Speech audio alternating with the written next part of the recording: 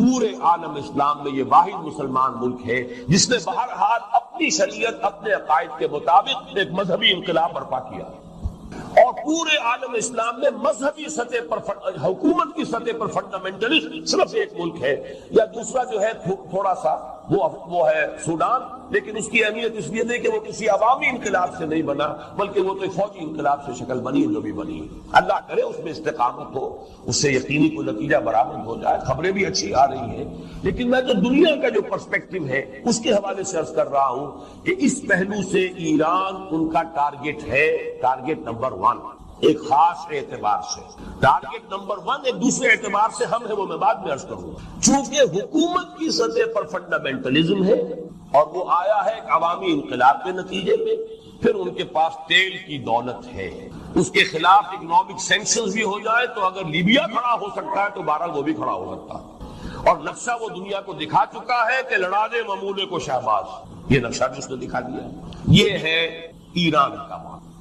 Number 2 Pakistan 400 برس کی تجدیدی مساعی کا امین، امانت دار پورے ہندوستان میں۔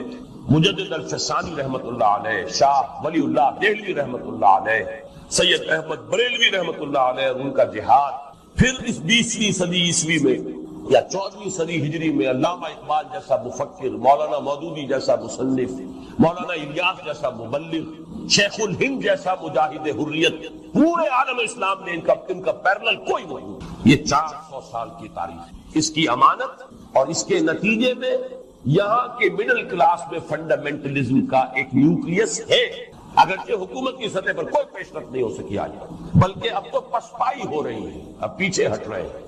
وہ ہمارے ان سیاسی جو بھی زعماء ہیں، جو جماعتیں ہیں، ان کی غلطی اور الیکشن ہی کو واحد میدان بنا کر اس کے اندر اپنا سارا وقت و توانائی اور قوت ضائع کر دینا، یہ ہے در حقیقت جس کا کہ یہ صدا مل رہی ہے کہ اس اعتبار سے تو پسپائی کی طرف ہے معاملہ، کسی پیش رفت کی طرف نہیں ہے۔ لیکن باہر والے تو دیکھتے ہیں نا کہ اندر کیا کچھ مواد موجود ہے۔ اگر مڈل کلاس میں وہ فنڈامنٹلزم کا بارود موجود ہے تو کسی بھی وقت اس کے اندر جو ہے وہ کوئی دھماکہ ہو سکتا ہے۔ دوسری بات جو ان کے لیے ایک اعتبار سے ٹارگٹ نمبر 1 ہمیں بنا رہی ہے، وہ ہمارا ایٹمک نو ہاؤ ہے۔ پورے عالم اسلام میں اور کسی کے پاس نہیں۔ اسلامی بم اگر بنے گا تو یہی بنے گا۔ یہ ہے مختلف اسباب جس کے بنا پر ایران اور پاکستان کو آپ بریکٹ کر لیجئے، یہ اس نیو ورلڈ آرڈر یا آج کی میری گفتگو کے حوالے سے یہودی اور عیسائی گٹھ جوڑ کا جو ٹارگٹ نمبر 1 ہے، ایک اعتبار سے ایران ہے، ایک اعتبار سے پاکستان۔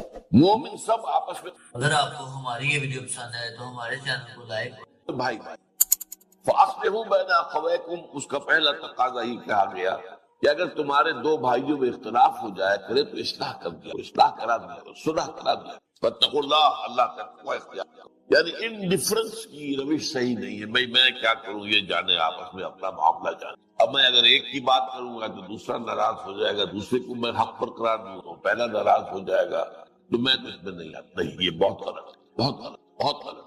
اہل ایمان کا فرض یہ مسلمان بھائیوں میں آپس میں اگر کوئی اختلاف ہو رہا ہے، کچھ چپکلش ہو گئی تو اسے رفع کرے، مصالحت کرائے، صلح کرائے۔ اس کے بعد پھر 6 احکام آئے، وہی لا والے۔ اہل ایمان تم میں سے کوئی مرد کچھ دوسرے مردوں کا تمسخر نہ، مذاق اڑانا، استہزاء۔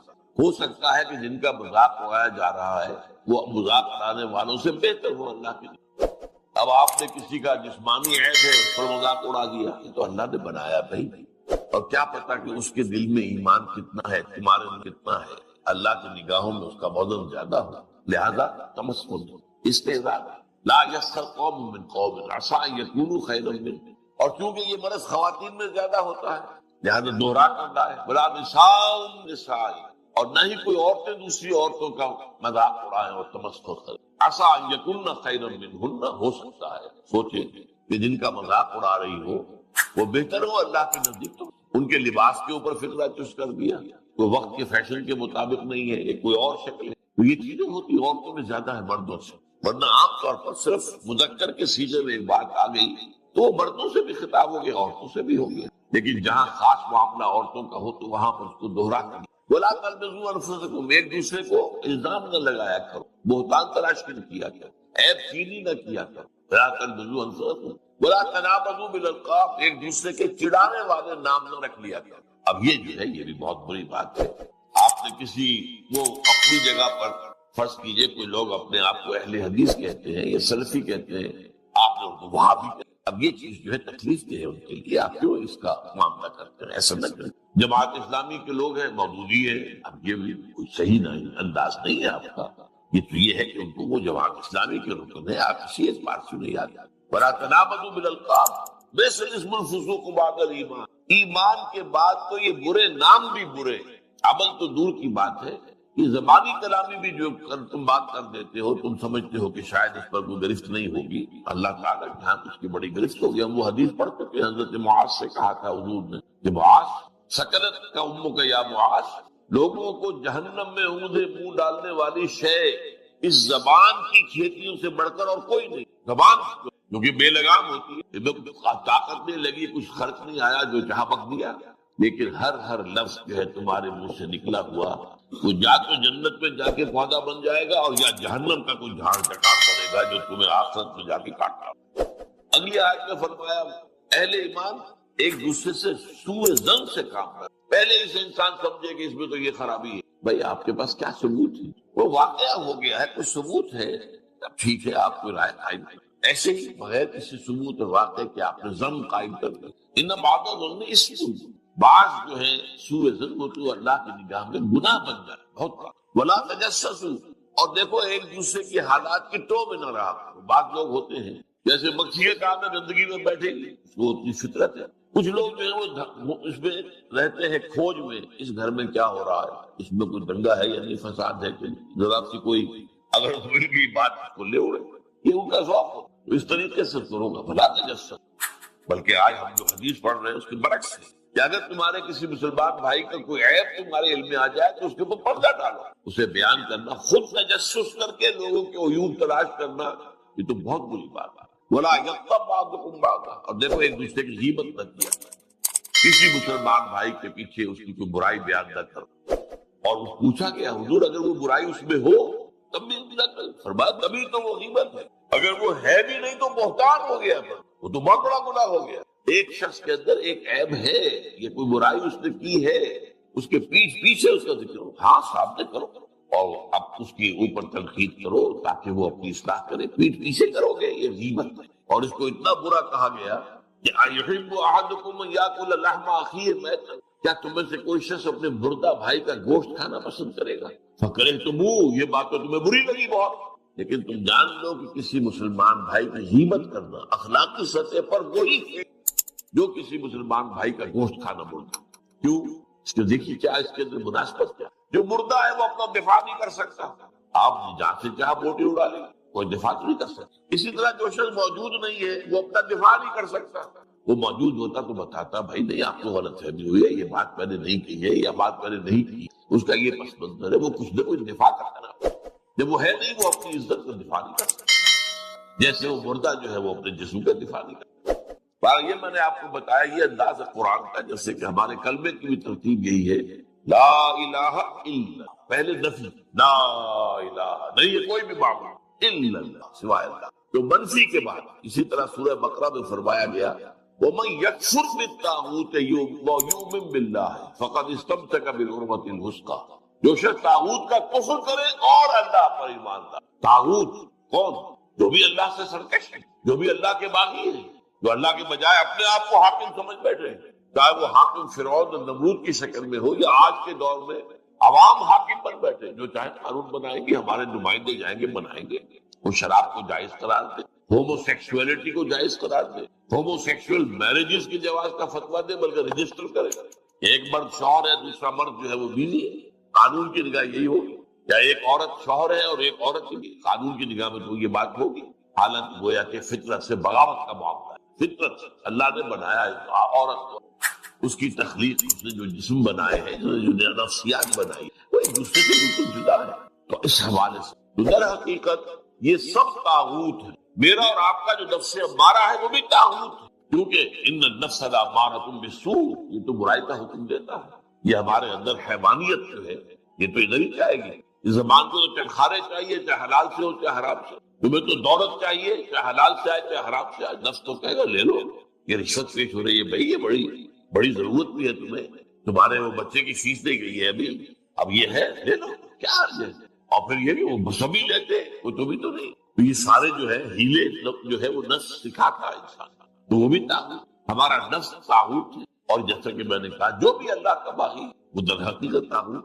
آج کے دور میں اسٹیٹ جو ہے، ریاست، a secular state is the biggest طاغوت. اور سیکولر کے معنی کیا ہے؟ ہمارا کسی مذہب سے، کسی آسمانی ہدایت سے، کسی آسمانی شریعت سے، کسی آسمانی وحی سے کوئی تعلق. ہاں یہ صرف انفرادی طور پر آپ شریعت محمدی کا انفرادی پہلو اس پر عمل کر سکتے. ہندو جو ہے منو سمرتی، اگر ان کا کوئی قانون ہے وہ اپنی انفرادی زندگی میں کرے. اجتماعی زندگی میں کسی مذہب کا کوئی معاملہ، کوئی دلیل نہیں ہے کہ صاحب قرآن میں یہ لکھا ہے. قرآن میں لکھا رہے، پڑھ لیا کرو، تلاوت کر لیا کرو. یہاں جو ہے ہمارا نظام سیکولر ہے، اس میں مذہب سے ہوتا ہے. یہ سب سے بڑا کام ہے. تو اس اعتبار سے قرآن کہتا ہے وَمَن يَكْفُرْ بِالطَّاغُوتِ وَيُؤْمِن بِاللَّهِ، پہلے طاغوت کا کفر کرنا لازمی، لا الہ، اور پھر الا اللہ ہے. تو پہلے طاغوت کا انکار اور کفر اور اس سے بغاوت، اور پھر اللہ پر. تو جیسا کہ میں نے دیکھا پچھلی حدیث میں تو وہ منفی پہلو آیا تھا، اب آج یہ ہے جو اس کا مثبت پہلو. فرمایا یہ حضرت ابو ہریرہ نے روایت کیا ہے رضی اللہ تعالیٰ عنہ، اور مسلم شریف میں، صحیح مسلم میں موجود ہے.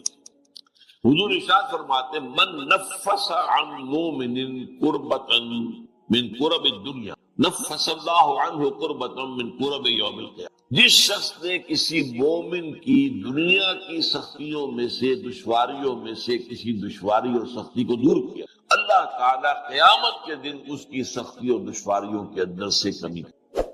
یہاں اہل ایمان کے ساتھ اگر حسن سلوک کرو گے اس کا اجر اللہ تعالیٰ وہ سختیاں جو ہے یوم القیامہ بڑی شدید جو احوال ہے، وہ جو کہا جاتا ہے روایتی طور پر کہ پسینہ جو ہے وہ گردنوں تک آیا ہوا ہوگا اور سورج جو ہے وہ سوا نیزے پر ہوگا. یہ چیزیں جو ہے بات کو سمجھانے کی. بہرحال اس وقت کی سختیوں کو اللہ تعالیٰ جو ہے آسان کر دے گا اپنے اس بندے کے لیے جو مسلمان بھائی کی، جس نے کسی سختی کو اور کسی تنگی کو اور کسی مشکل کو رفع کیا. وَمَنْ يَسَّرَ عَلَى مُعْسِرٍ يَسَّرَهُ اللَّهُ عَلَيْهِ فِي الدُّنْيَا وَالْآخِرَةِ. اور جس نے آسانی پیدا کی کسی ایسے شخص پر، کسی ایسے مسلمان پر جو کسی مشکل میں ہے، تنگی میں ہے، مصیبت میں ہے، تنگ دستی بھی ہو سکتی ہے، تو اگر آپ کے اختیار میں ہے کہ آپ اس جو ہے تکلیف کے اندر آپ کمی کر سکیں اور اس کے لیے آسانی کا راستہ پیدا کریں. یا مثلاً آپ نے کسی کو قرض دیا تھا اور قرض کی ادائیگی کا وقت آ گیا، اس نے کہا تھا 2 سال کے بعد میں دے دوں گا واپس، اب اس کی پوزیشن نہیں ہے، وہ کسی ایسی حالت کے اندر ہے کہ ادا نہیں کر سکتا، تب آپ آسانی کریں. یہ نہ ہو کہ اس کے سر پر سوار ہو جائے، بلکہ یہ کہ آسانی کر دیں. قرآن مجید میں تو جہاں سود کی حرمت کا حکم آیا وہاں یہ بھی آیا ہے وَإِنْ تَعْفُوا خَيْرٌ لَكُمْ. دیکھو اگر ایک تو یہ کہ تمہارا مقروض جو ہے اگر نہیں دے سکتا تو اس کے لیے مہلت بڑھا دو، کوئی حرج نہیں، اور اگر معافی کر دو تو یہ سب سے بہتر ہے. آخر تمہارا مسلمان بھائی ہے، اس نے تم سے قرض دیا تھا، اور قرض ظاہر بات ہے آدمی دیتا ہے اپنی اضافی جو دولت ہے، جو بھی اس کے پاس بچت ہے اسی میں سے دے گا. اور وہ جو ہے اس کے بارے میں تو یہاں تک فرمایا سورہ بقرہ میں یسألونک ماذا ينفقون قل اللہ، اے نبی یہ آپ سے پوچھتے ہیں کتنا خرچ کریں ہم اللہ کی راہ میں. انفقوا انفقوا انفقوا انفقوا، تکرار تو بہت ہوتی. فرمایا جو بھی تمہاری ضرورت سے زائدہ دے دو، لیکن یہ روحانی تقاضا ہے، یہ قانونی تقاضا نہیں. قانونی تقاضا بعض لوگوں نے اس کو قانونی بنا دیا اور اس رائے پر پہنچ گیا. ان میں حضرت ابو ذر غفاری رضی اللہ تعالیٰ عنہ جیسے جلیل القدر صحابی بھی کہ کوئی سونا چاندی اپنے پاس رکھنا مطلقاً حرام نہیں. یہ ان کے اندر چونکہ انتہائی زہد تھا اس کا یہ مظاہرہ ہوا. لیکن یہ ہے کہ یہ ہے آپ نے جو کوئی دولت آپ کے پاس تھی آپ نے اس میں زکوٰۃ ادا کر دی، باقی آپ کا ہے، آپ اپنے پاس رکھ سکتے اور وہ آپ کی اولاد کو منتقل ہو سکتا ہے. وراثت کا قانون آخر کب کیسے لاگو ہوگا؟ اگر اپنے پاس کچھ رکھنا ہی نہیں ہے تو وراثت کس کی ہوگی؟ تو قانون کا معاملہ اور ہے. میرا اس پر کتاب کیا ہے بہت اہم ہے، اسلام کا معاشی نظام. تو 2 نظام ہے اسلام کے معاشی، ایک ہے روحانی لیول، احسانی لیول کی، ایک ہے قانونی لیول. قانونی لیول پر آپ نے جو کمایا حلال سے کمایا، حرام سے نہیں. اور اگر ایک وہ آگے بڑھ گیا نصاب سے تو زکوٰۃ دے دی، اب قانونی طور پر باقی تمہارا ہے. روحانی کیا ہے؟ اس کو بھی اللہ کے راستے میں یسألونک ماذا ينفقون قل اللہ. تو اگر تمہارا کوئی مقروض ہے اور وہ سختی میں ہے، ادا نہیں کر سکتا، تو پہلی بات تو یہ کہ اسے مہلت دے دو، آسانی کر دو. وَمَن يَسَّرَ عَلَى مُعْسِرٍ، اور اگر اس سے بھی آگے جیسا کہ میں نے بتایا سورہ بقرہ میں آیا ہے، اگر معافی کر دو تو تمہارے لیے بہت ہی بہتر ہے، بہت بڑی کمائی، بہت بڑی نیکی بن جائے گی۔ یسر اللہ علیہ فی الدنیا والآخرہ، تو جو شخص اپنے کسی مومن بھائی کی کسی تنگی کو، سختی کو میں نرمی میں بدلے گا تو اللہ تعالیٰ دنیا اور آخرت میں اس کے لیے آسانیاں پیدا کرے۔ ومن ستر مسلما سترہ اللہ فی الدنیا والآخرہ، اور جس شخص نے کسی مومن کی عیب پوشی کی، ایک عیب ہے آپ کی نظر میں آ گیا ہے، تجسس تو آپ نے نہیں کرنا، خود تو تلاش نہیں کرنا، خود جو ہے اس کے لیے آپ ٹوہ میں لگے رہے، نہیں یہ تو آگے وہ میں نے آپ کو آیت سنا دی، بولا تجسس۔ اب ایک چیز آئی گئی ہے آپ کے سامنے، پردہ ڈالو، یہ نہیں کہ اس کا ڈھنڈورا پیٹ دو، اس کا جو ہے لوگوں کے اندر چرچا کر دو، اللہ تعالیٰ کو یہ پسند نہیں ہے۔ ان تشیع الفاحشہ، یہ کوئی شے جو ہے وہ شائع ہو جائے، پھیل جائے، اگر کوئی چیز ایسی ہے اسے اس کو اپنے پاس آگے بیان نہ کرو، آگے مت بڑھاؤ اس کو۔ ومن ستر مسلما سترہ اللہ فی الدنیا والآخرہ، جو کسی مسلمان کی ستر کوشی کرے گا، عیب کوشی کرے گا، اللہ تعالیٰ اس کے عیوب پر پردہ ڈالے گا آخرت، دنیا میں بھی آخرت میں، دنیا میں بھی اللہ تعالیٰ نقد صرف یہ بدلہ دے گا۔ آخر تمہارے اندر بھی تو کوئی عیب ہے نا، بے عیب تو ذات اللہ کی ہے، کون ہے جس میں کوئی خطا نہیں ہے، کوئی کمی نہیں ہے؟ وہ حدیث بھی یاد کر دیجئے، کل بنی آدم خطاؤن وخیر الخطائین التوابون، تمام بنی آدم نہایت خطا کار ہیں، ان خطا کاروں میں بہتر وہ لوگ ہیں جو توبہ کریں، پلٹ جائیں، رجوع کریں، گناہ پر اصرار نہ کریں، ڈیرا ڈال کر بیٹھ نہ جائیں۔ جیسے مثال میں دیا کرتا ہوں، اگر کہیں بارش ہوئی ہوئی ہے، کیچڑ ہے، آپ جا رہے ہیں تو آپ کا پاؤں جو ہے آپ گر گئے تو پڑے تو نہیں رہتے نا وہاں، فوراً۔ تو جو لوگ بھی اس طریقے سے کہیں لغزش ہو گئی ہے نفس کی وجہ سے، کسی اور کوئی حالات جو ہے ماحول کے اثرات کے تحت آپ سے کوئی گناہ سرزد ہو گیا تو فوراً توبہ کرو، اور اس پر سورہ نساء میں فرمایا ہے کہ اگر فوراً توبہ کرو گے تو اللہ تعالیٰ کے ذمے واجب ہے تمہاری توبہ کو۔ انما التوبۃ علی اللہ للذین، ان لوگوں کے حق میں یعملون السوء بجہالۃ ثم یتوبون من قریب، اگر بالکل جلدی فوری طور پر جو ہے جذبات کے رو میں کام غلط میں کر بیٹھا ہے، اللہ معاف، تو یہ چیز جو ہے اللہ تعالیٰ پھر معاف کرنے والا ہے۔ تو دنیا میں بھی تمہارے عیوب پر پردہ ڈالے گا اللہ، اور آخرت میں واللہ فی عون العبد ما کان العبد فی عون اخیہ۔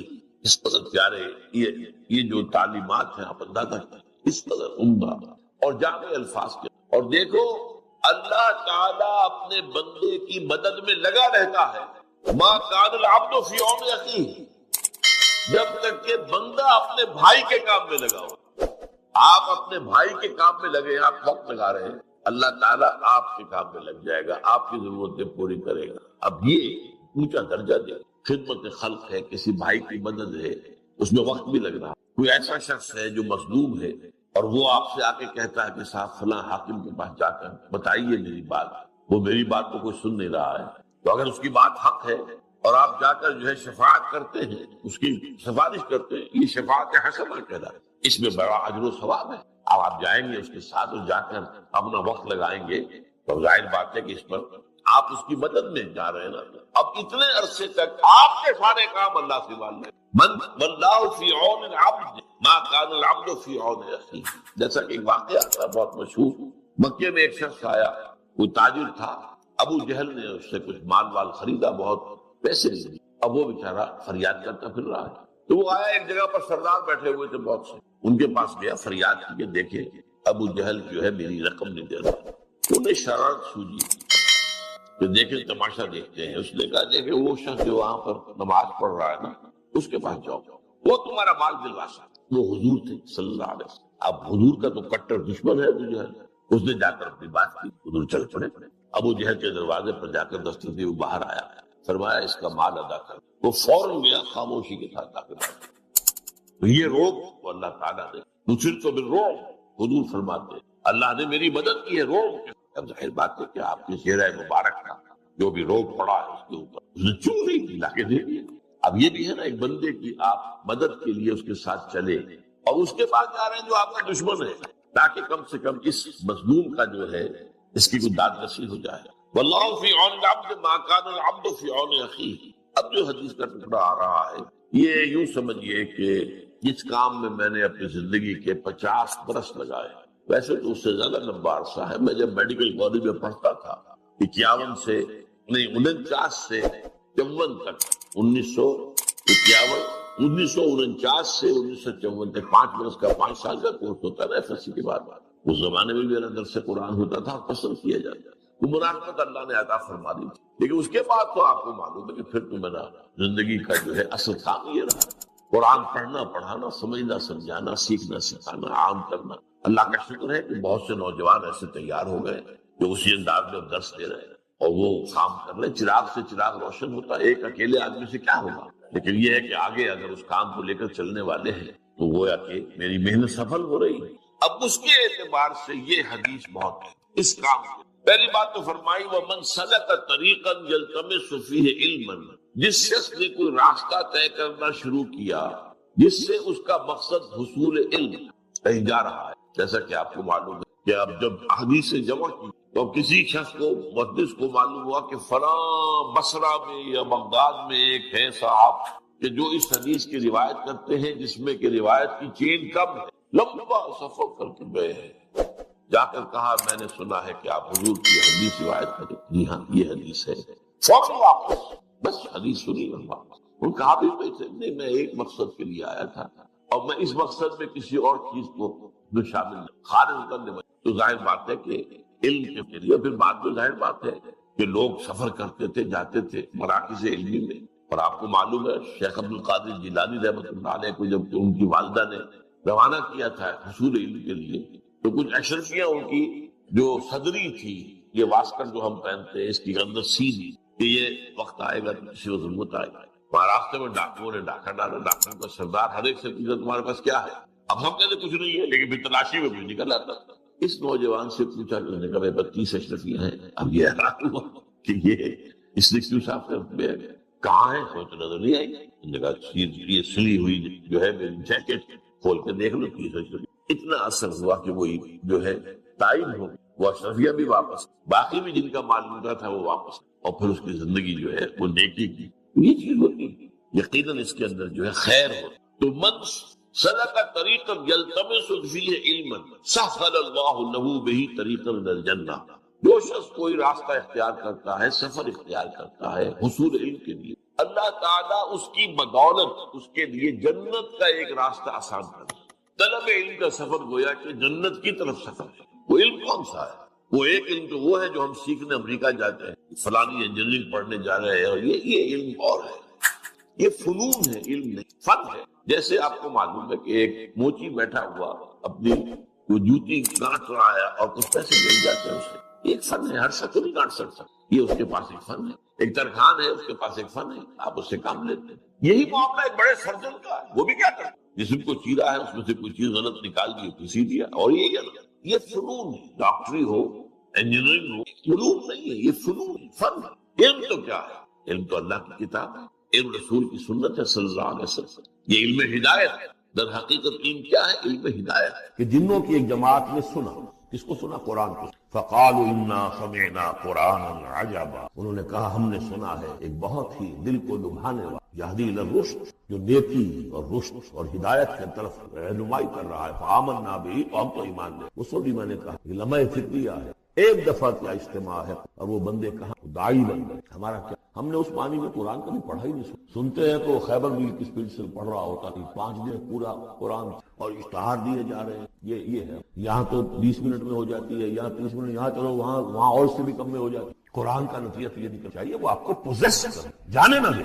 انا سمعنا قرانا عجبا یہدی الی الرشد فآمنا بہ ولن نشرک بربہ، اب ہم کبھی بھی اپنے رب کے، وانہ تعالی جد ربنا، اور یقیناً ہمارے رب کی عزت شان بہت بلند ہے. متخذ صاحبۃ ولا ولدا، نے نہیں اختیار کی بیوی اور جورو نہ کوئی اور. وانہ کان یقول سفیہنا علی اللہ الشاہ، اور یقیناً ہمارا جو بے وقوف ہے بڑا، مراد یہاں پہ ہے وہی عزازیل ابلیس لعین. وہ چونکہ ہمارا ذرا بڑا بڑگڑ ہے تو وہ جو کچھ کہتا رہا ہے، وَأَنَّا ظَنَنَّا أَن لَّن تَقُولَ الْإِنسُ وَالْجِنُّ عَلَى اللَّهِ كَذِبًا، ہم تو اس گمان میں رہے، خوش گمانی میں، کہ جن اور انسان اللہ تعالیٰ کے اوپر جھوٹ نہیں باندھتے. وہ بدماش تو جھوٹ باندھتا رہا، ہم نے اپنی شرافت میں اس کی بات کو مان لیا. وَأَنَّهُ كَانَ رِجَالٌ مِّنَ الْإِنسِ يَعُوذُونَ بِرِجَالٍ مِّنَ الْجِنِّ فَزَادُوهُمْ رَهَقًا، اور یہ کہ جو انسانوں میں سے مرد ہیں وہ جنات کے مردوں میں کی حفاظت پکڑتے ہیں. یہ ہوتا تھا ان کا طریقہ. وہ سمجھتے تھے کہ بیابان میں جو ہے جنات رہتے اور وہ ان کے جو ہے سردار بھی ہیں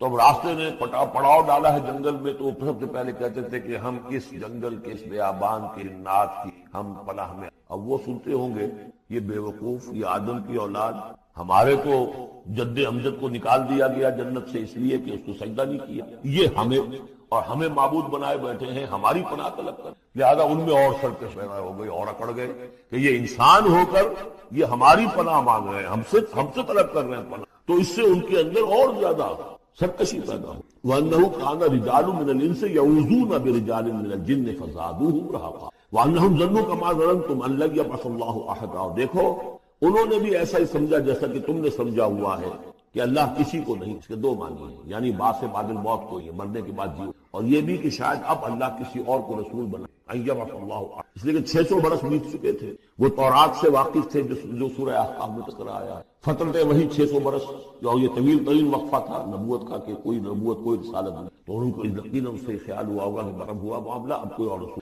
وَأَنَّا لَمَسْنَا السَّمَاءَ، اور ہم نے ذرا ٹٹولا آسمانوں کو، آسمان کو، ہم نے چاہا کچھ خبریں لے کر آئیں ذرا غیب کی، فَوَجَدْنَاهَا مُلِئَتْ حَرَسًا شَدِيدًا وَشُعُبًا، تو ہم نے تو پایا اس کو کہ وہ بھرا ہوا ہے سخت چوکیداری سے اور انگارے رکھے ہوئے ہماری وہ ہمیں کھدیڑنے کے لیے، یعنی یہ کہ ہمیں معلوم ہو گیا کہ کوئی واقعی وقت ایسا ہے، کیونکہ یہ سارا انتظام خاص طور پر جبکہ وہی یہ نبوت آتی، عام حالات میں کوئی بات نہیں، روح اتر رہے ہیں فرشتے، اور یہ جو ہیں یہ آگ سے بنے ہیں، وہ نوری ہیں یہ ناری ہیں، کچھ نہ کچھ ان سے یارانہ گانٹ کے ان سے لے لے، یا یہ کہ اچک لیا، من استرق سرقۃ، کسی نے کوئی چیز جو ہے کہیں سے لے لی، لیکن اب جو ہم نے دیکھا ہے آسمان کو تو واقعی وہاں سے پہلے لگے، یعنی کوئی نہ کوئی وحی کا سلسلہ ہے اور وہ نبوت ہمیں تو مل گئی، ہم جا کر سنائے کلام، اور ہم وَأَنَّا لَمَسْنَا السَّمَاءَ فَوَجَدْنَاهَا مُلِئَتْ حَرَسًا شَدِيدًا وَشُهُبًا وَأَنَّا كُنَّا نَقْعُدُ مِنْهَا مَقَاعِدَ لِلسَّمْعِ، اور ہم وہاں بیٹھا کرتے تھے، وہاں پہ گھاٹ میں بیٹھا کرتے تھے کچھ سنگل لینے کے لیے، مقعد بیٹھنے کی جگہ، مورچہ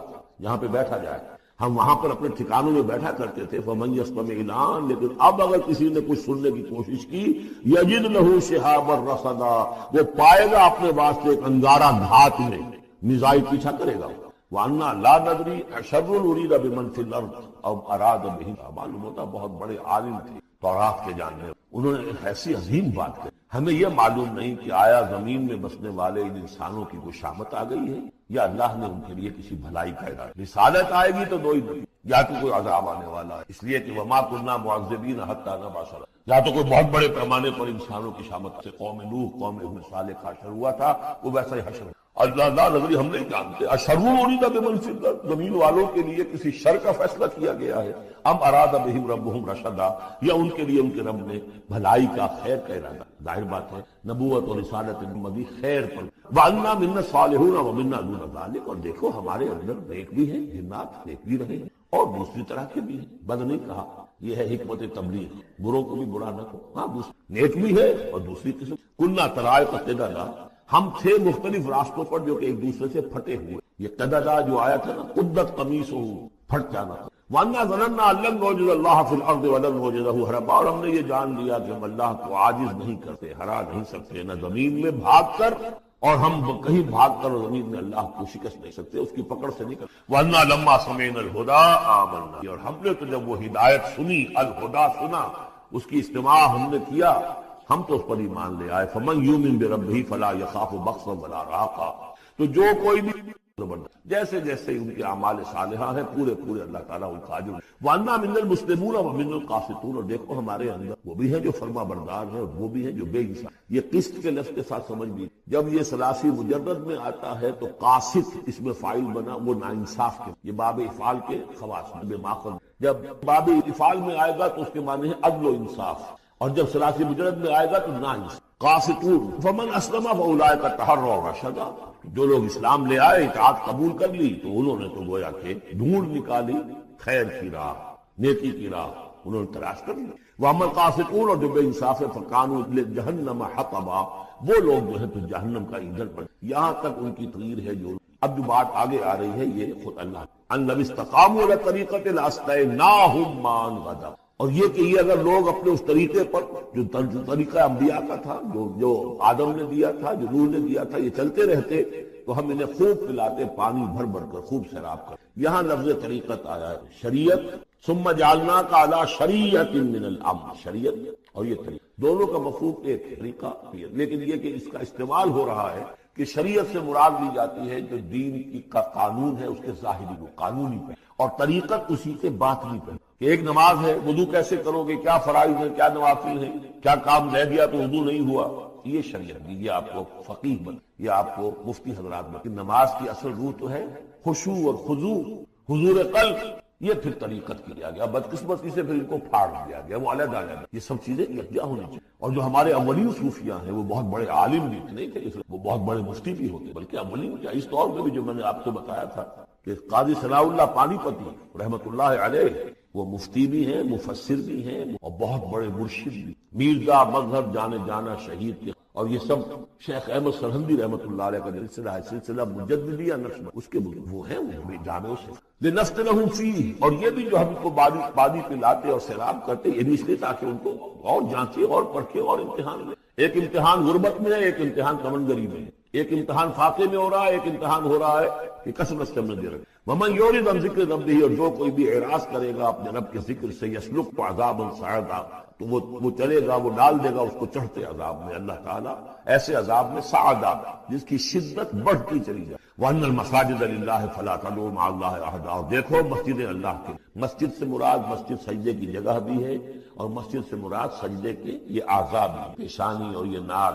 اور یہ ہاتھ اور یہ پاؤں، ایڑیاں، وہ پنجے، یہ سارے جو ہیں سجدے کے، یہ مسجدیں بھی اور سجدے کی جگہ بھی للہ ہے، سب اللہ کی ملکیت ہے۔ فلا تدعوا مع اللہ احد، اللہ کے ساتھ کسی اور الہ کو مت کرو۔ وانہ لما قام عبد اللہ یدعوہ قالوا یکونون علیہ لبدا، اور یہ اب یہاں پھر قول آ گیا ہے انہی کا جنات کا، کہ جب وہ عبداللہ کو ہم نے دیکھا وہ کھڑا تھا، وہ قرآن پڑھ رہا تھا، وہ نماز پڑھا رہا تھا، لما قام عبداللہ یدعوہ، اسے پکار رہا تھا اللہ کو، اللہ کا بندہ، قالوا یکونون علیہ لبدا، وہ تو ایسے ہو رہے تھے سننے والے گویا کہ اس کے اوپر ٹھٹ کے ٹھٹ جمع ہو جائیں گے وہاں پر، لیکن یہ کہ وہ ایمان نہیں۔ قل انما ادعو ربی، کہہ دیجئے اے نبی صلی اللہ علیہ وسلم، دیکھو میں پکارتا ہوں ولا اشرک بہ احدا، اس کے سوا میں کسی اور کو شریک کرنے کے لیے، قل انی لا املک لکم ضرا ولا رشدا، کہہ دیجئے مجھے کوئی اختیار حاصل نہیں ہے تمہارے لیے، نہ کسی نقصان کا اور نہ کسی راہ پر لانے کا، میں تمہیں ہدایت نہیں دے۔